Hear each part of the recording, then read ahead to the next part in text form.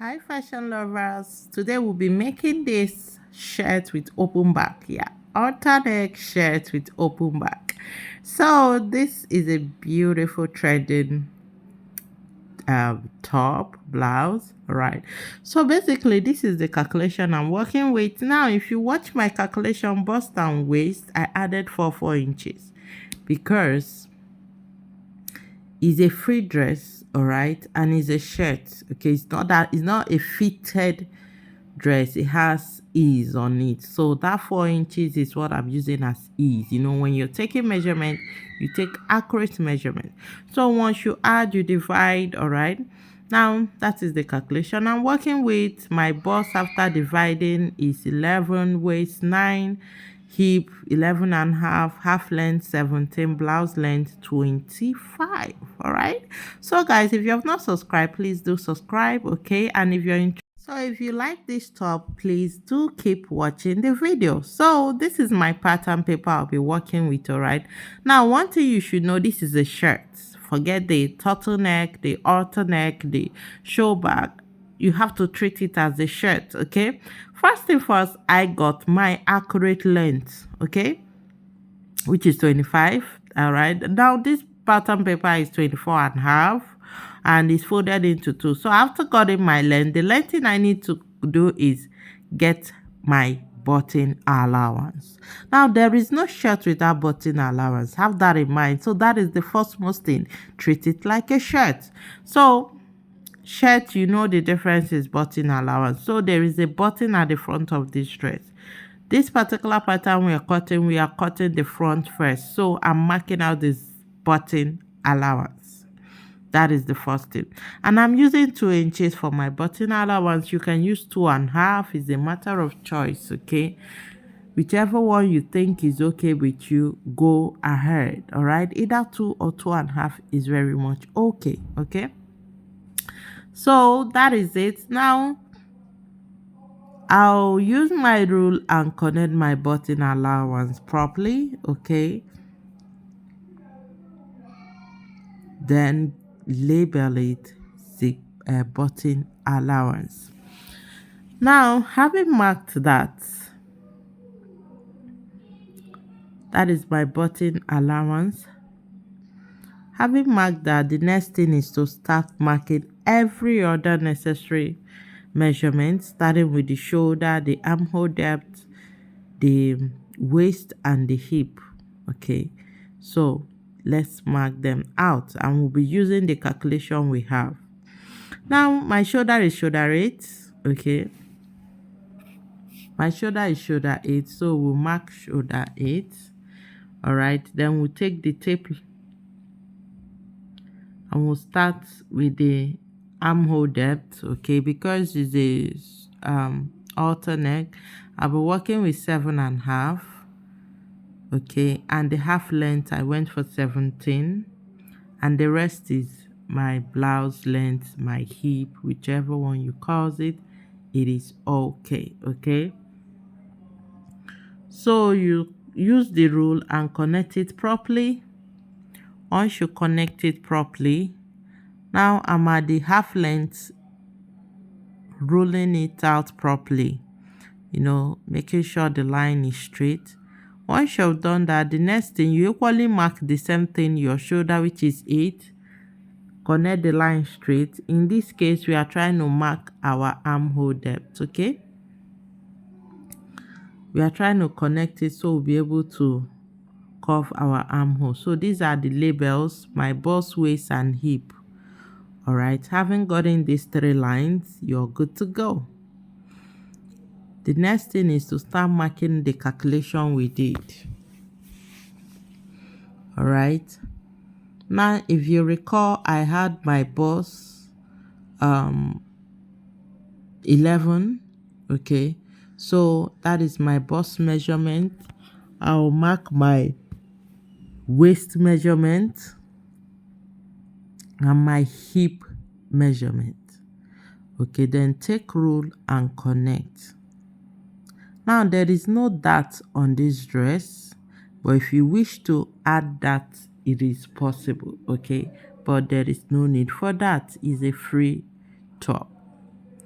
but you can equally add that if you wish to. It's matter of choice. Okay, now having done that, the next thing we need to do is our neck width. When it comes to short, it is 3 inches for adults for neck width. When it comes to short, it is 3 by 3, neck width 3, neck depth 3. And for me, I like to make a box, a box, before curving it. It makes it easy for me, but you can actually curve it if you wish to anyhow. So this is how I go about it. Then I'll curve. All right. I don't need to verify it's not slanty. It's not. So let's curve. Good. This is it for me. Okay, our neck width is ready. Now from this neck width, the next thing is to connect your neck. Now from the button, I'm going for 2.5. That is 2.5 I marked there. Okay, it can be 3.5.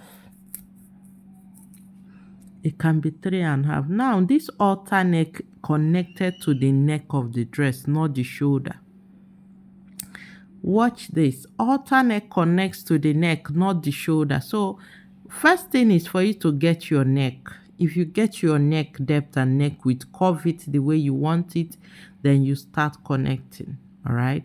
Now having connected it, now let me connect the one of 2.5. This is 2.5. It's a matter of choice. How tiny your halter neck is a matter of choice. It is a matter of choice. Now, this is the one of the 3 inches, but for me, I'll be going for 2.5. Which one do you prefer? Drop it on the comment section, okay? And if you have not subscribed, guys, please do subscribe to my channel. And for the down part of this dress, it needs to be curved a little bit. So I'll be using my French curve to connect it a little bit. You see what I'm doing? Okay, to give it that curviness at the back, at the down part of it. So having gotten this, we are done with the front. No much work on the front. Okay, then it's just for us to cut. Now let me pin it, bring the pin closer so I'll be able to cut easily.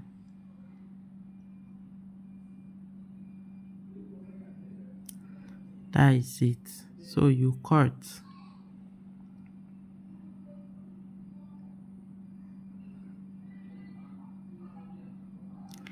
Now having gotten to this extent, remember your button has to be straight.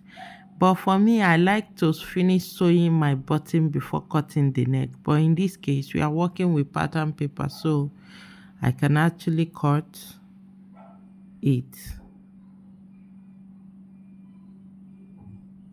Now, this is our halter neck. Now, you'll be wondering, if you watch the back of this dress, there is a kind of a rope, a strap at the back. Now, where did it connect? It connected from that line of bust, that B you're seeing, the line. That is where it connected from one line to the other. You can see it at the back. It went straight. So,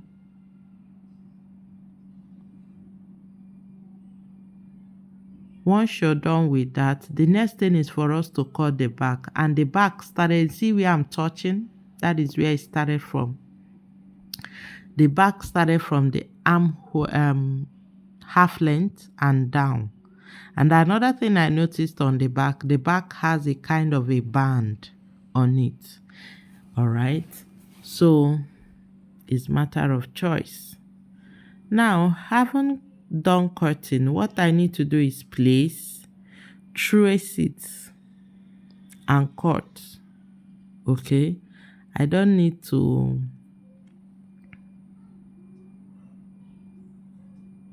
start marking it all over again. All right, the back just needs, the measurement needed is from the half length down. So basically I can just easily fold my pattern paper to the waistline and cut. Okay,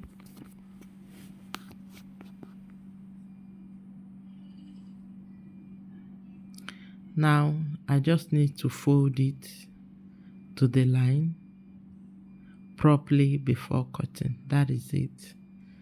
So we are to get scissors and cut.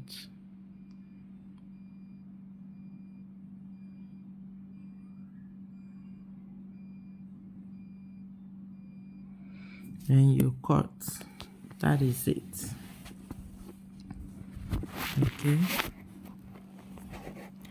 Now, having cut this, now look at the button allowance. There's no button at the back. Alright, so we'll cut out the button off. You see what I did? It still placed the way it should. The button is off. Okay.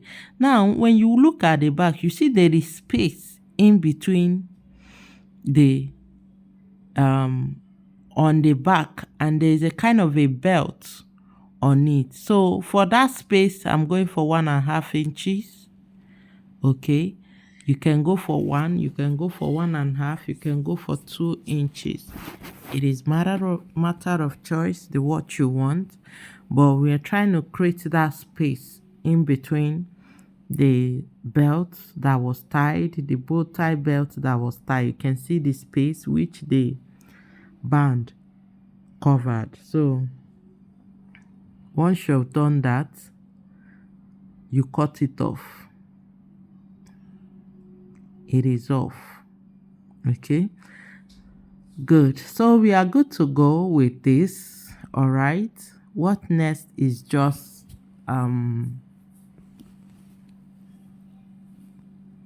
place it and cut the back and equally open the button space.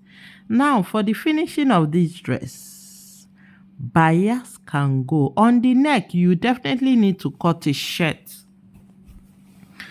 There will be collar to be cut, shirt collar and all the rest, but the other finishing you can go with bias finishing. On the armhole, bias, by the two sides, bias can be done. Alright, can be used to finish it. So basically I'm folding the pattern paper the way it should be. You know, when you want to fold the button allowance, the first thing you need to do is just fold tiny inside before doubling it, you know, double folding it. So that is basically what I'm doing. So I'm folding in. I folded the tiny about 1/4 inches in. So the next is to make it 1 inches. All right, so that is my button allowance. Okay, folded the way it should be.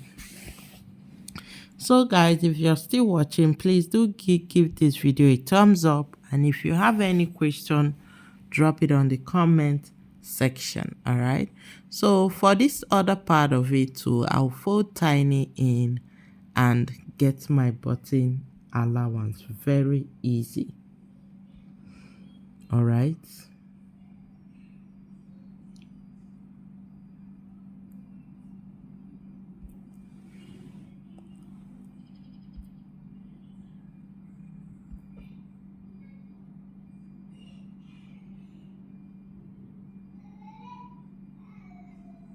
now that is it. Tiny, then you fold. The next is to fold the big one, which will give us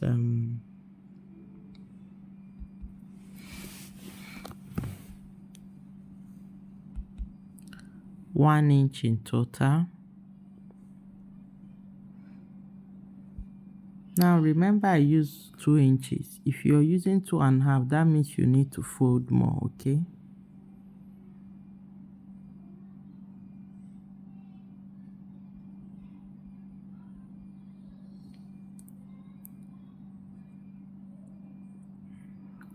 so you can see how it is. Now for the band, you can see there is a band on the back of this dress. What you just need to do is attach the band to the back before joining it to the dress. Okay, and there is equally a rope at the back. There is a rope at the back, which is at the armhole part of it at the back. Attach it around, or a strap.